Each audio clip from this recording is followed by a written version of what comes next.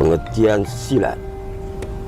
Saya ambil dalam bahasa Arab, sin, ya, lam, ta, silat.